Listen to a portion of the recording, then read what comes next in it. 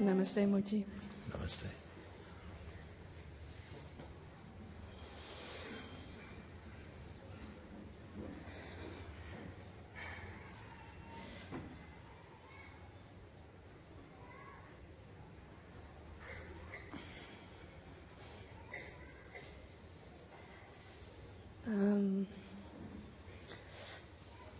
A little bit more than a year ago, the doctors told me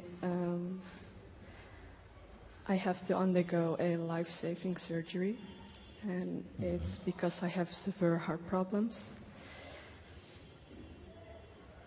And it has been a big shock, but I'm also able to see the gift in it, because last year has been incredibly heart-opening and insightful. Yes. And it also enabled me to face my fear of death.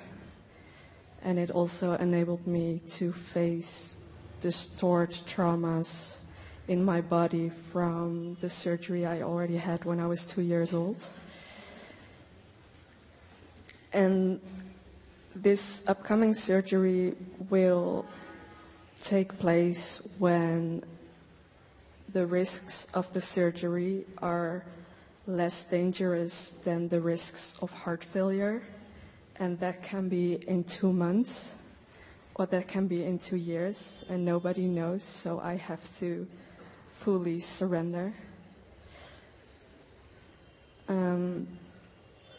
But in this present moment, although I'm shaking up because I'm nervous, but in this present moment, I am and I feel totally fine, and my body is working well.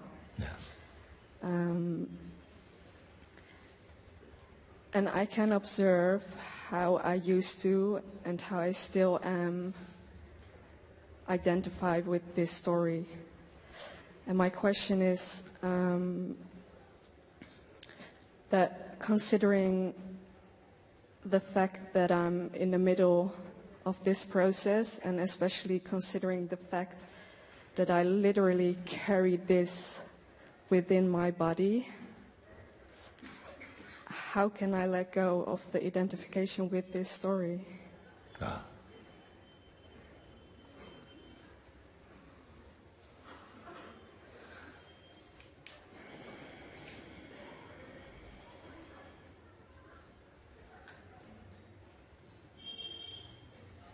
Sometimes the impact of hearing a diagnosis like that from your doctor finishes your story. Yeah? For some people, the impact of hearing a certain news like this and all their concerns about is finished. It's finished. All what has been good for many people is that it cuts the mind somewhere. The mind can't be thinking now of life insurance and going on that big holiday and doing this thing and people who owe you money, and the last time you saw your all these little arguments that you have had and stuff, everything is cut. You don't have time for that. Suddenly you've grown up in an instant. You can drop so many things, all old grievances, old habits. There's something, the impact.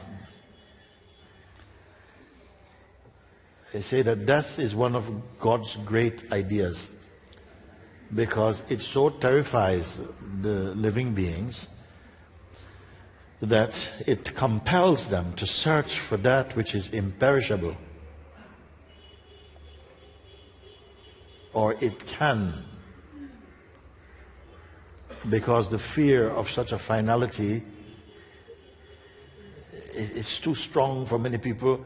It compels them to search for something that is imperishable. And sometimes for some people it's the beginning of their spiritual life. Some people start to live when they hear that they may be dying. See? Why? Because before that the mind has got lots of avoidance. Lots of things. We're going to do this. We can wait. You know, first I'm going to wait until the children grow up and they go to school. And then I will start to look more seriously into this spiritual thing you're talking about. Okay? Then they grow up and they go to school. Then they have to wait until they go to university. Then they go to university and it's time for when they get married, I can separate from, you know. So mind has a lot of postponement stories. But in the impact of something that looks like this could be the end of a sort of existence, you know, something feels, whoa, there's no room to play with this so much. So it introduces you to the now of your life. And in the now of your life, that's only where your life is anyway. It's not in the, you. Has anybody ever experienced the future? You're always in the now. But the attention is going there, projecting through fantasy. And for a while we enjoy that also, because that's consciousness is doing it, and it's another kind of enjoyment. But this brings you the shock of the presence, and the fullness of presence, the fullness of now. So still some little stories come up, and maybe habits. I don't know what stories you're talking about. Is there? Well, actually, especially the story that I have severe heart problems. And when you just said to the other lady, there is no next moment, Yeah. I really felt that, and that gives me a sense of peace. Yeah. Like, okay, this is not going on right now, this is going on right now. But I feel when I totally get into these present moments, I drop into my body, and there I always have to face my heart, and that always comes with the story, oh, your heart has problems.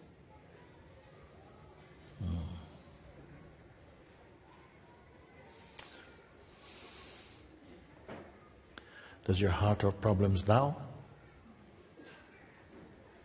I don't experience them now. It has potential for problem, which means that at some point it may cause some trouble or something, or it might give up, as we all may.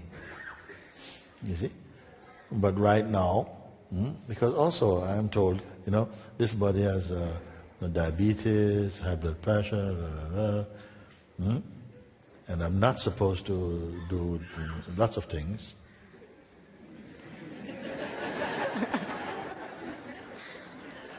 But, okay, so I don't think about diabetes and stuff like that. Sometimes when the body is feeling a certain way, it's like a sign, okay, enough for that for now, and maybe something. Each one will attend to it as they feel. For some people, they can't stop thinking about it, and for others, they forget about it. We don't know, depending upon your temperament and the strength of your urge is for freedom.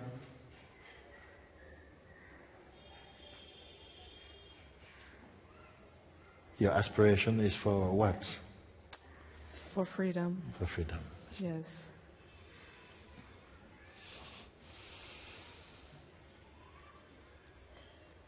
But somehow it feels like abandoning my body and abandoning my heart while it needs love and care, because there is no love and care that comes anywhere else apart from the self. You see? There are other ways that love, you know, that I get panicked and is constantly watching my blood pressure and doing this and this. That's not life for me.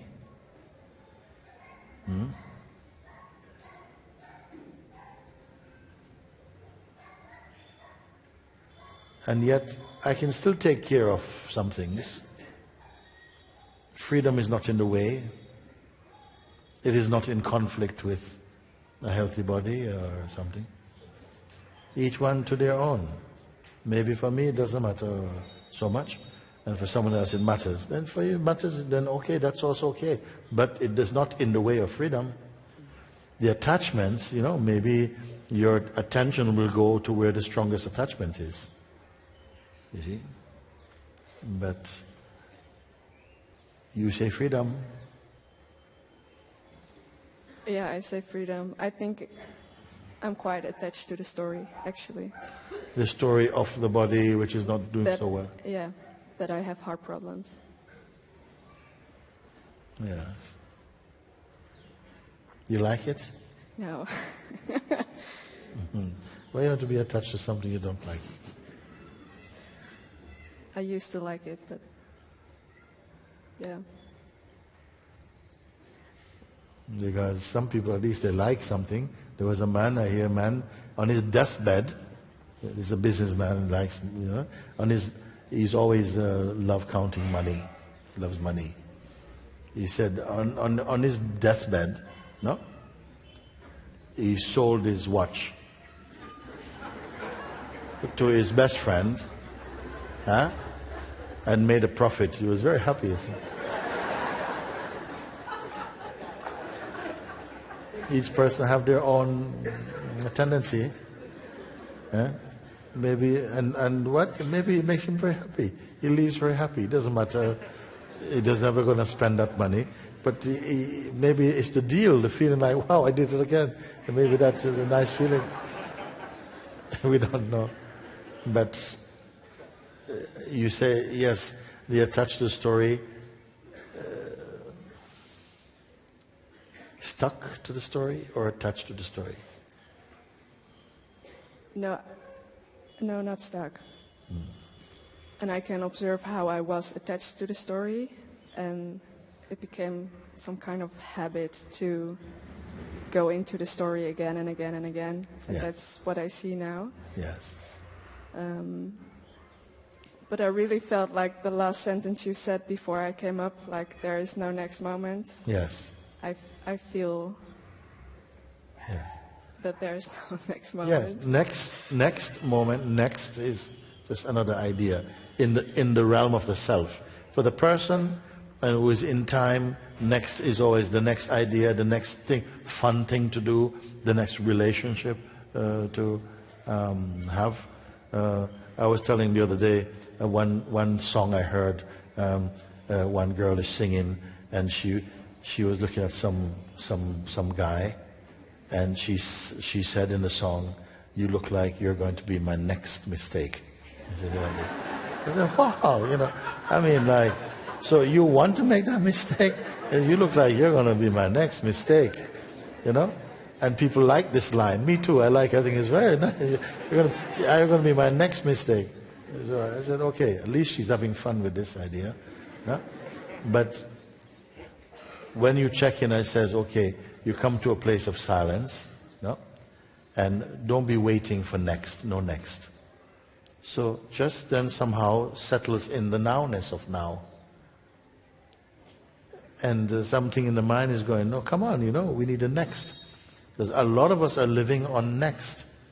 While we're having breakfast, we're thinking, what's for lunch? You're eating lunch, what's for dinner later? Because habits can be like this.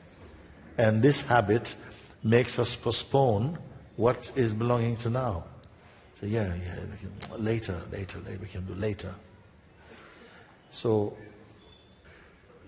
I feel, as I clearly hear from you, that in some ways, this thing that's happened for you has been a bit of a blessing in some way. It brought your life to pay attention to what really is important. Yes. So is the story important? To the extent that you say, I'm attached to the story.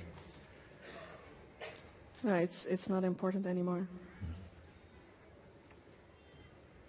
And it doesn't mean that you will not take care, the things you need to take. Suppose you have to take some tablets every day or something. You still take your tablets. There's enough care. You don't have to fall into worshipping the body, but you take care of it, no? And you put your attention to really try and understand what is being pointed here. Maybe you must be feeling something from what is being pointed here. That we're not just making things up. It's not a fantasy trip. That actually there is something that's referred to as awakening. Is coming out of the mischief of this personal mindset and coming into a field of harmony. And not only this, there is a deep mystical reassurance in you, not even a reassurance, a proof that you are endless. A proof, not belief even. You know. You come to know, even without studying, simply by somehow the mind, the person sort of merges into the deeper self. And this is the place, this is a source of knowing, of knowledge. You come to know that you are that which is watching all beginnings, all duration, all sense of endings are watched in you. But from the person cannot see this.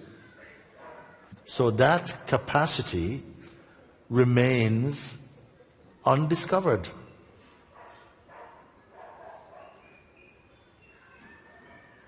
And it can continue for many of most, even of us.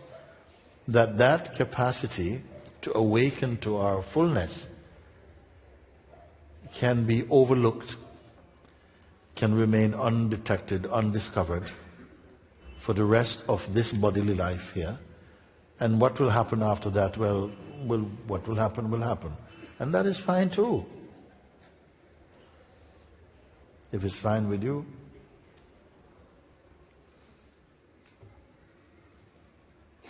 It is fine with me. It is fine with you that what? What is fine with you?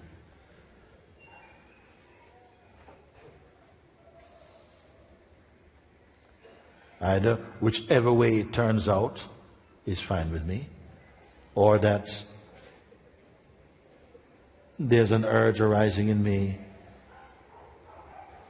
to awaken to my fullest potential. It has already started. The impact of that news already triggered something. It burned a lot of stuff. Do you have the feeling like you'd like to burn the rest of it?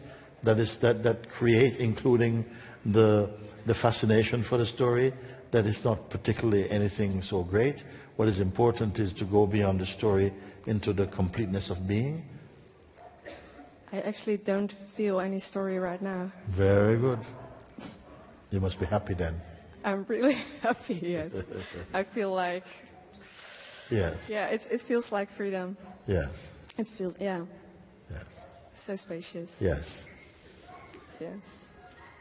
You have said it. It's so spacious, empty, not cluttered, not claustrophobic, empty.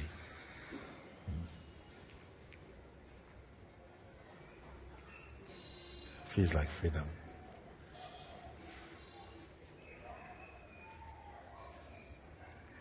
Unoccupied, clear.